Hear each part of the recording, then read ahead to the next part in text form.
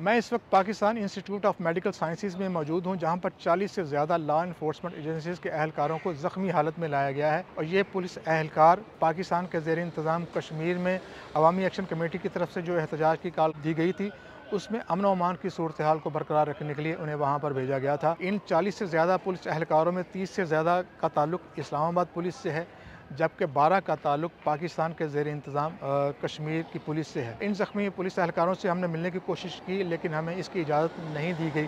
ताहम उनके जो रिश्तेदार उनसे मिलने के लिए गए थे, तो उन्होंने ये बताया है कि जो ज़ख्मी पुलिस एहलकार हैं वो ये बताते हैं कि ये वाक़या कल रात को पाकिस्तान के ज़ेर इंतज़ाम कश्मीर के इलाके डोडियाल में पेश आया, जहाँ पर उनके बकौल उनके पास ये मालूमात थी कि कुछ जो प्रोटेस्टर्स हैं वो पहाड़ों में छुपे हुए हैं, जिनको गिरफ़्तार करने के लिए जब वो वहाँ पर पहुँचे तो हज़ारों प्रोटेस्टर जो है वो वहाँ से निकल आए, जिन्होंने और मुबैना तौर पर पुलिस पे हमला किया, जिसमें ये लोग ज़ख्मी हो गए। उन्होंने कहा कि ना सिर्फ ये अफराद ज़ख्मी हुए हैं, बल्कि मुज़ाहिरीन ने वहाँ से जो एंटी राइट्स उनका सामान था, यूनिफॉर्म था और दीगर जो साज़ो सामान वो साथ लेके गए थे, वो भी ले गए हैं।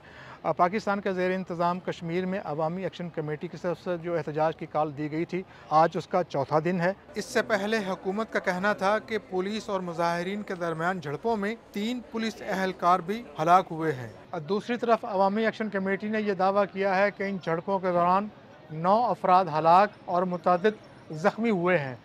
पाकिस्तान के ज़ेर इंतज़ाम कश्मीर के दारुल हुकूमत मुज़फ़्फ़राबाद के इलाके लाल किला में 2 अफराद की मुश्तरका नमाज जनाजा अदा की गई और एहतजाज भी किया गया। वज़ीर-ए-आज़म पाकिस्तान मियां शहबाज शरीफ ने इस वाक़े का नोटिस लेते हुए एक आला सतही मुज़ाकराती टीम तश्कील दी है, जो इस वक्त मुज़फ़्फ़राबाद में मौजूद है।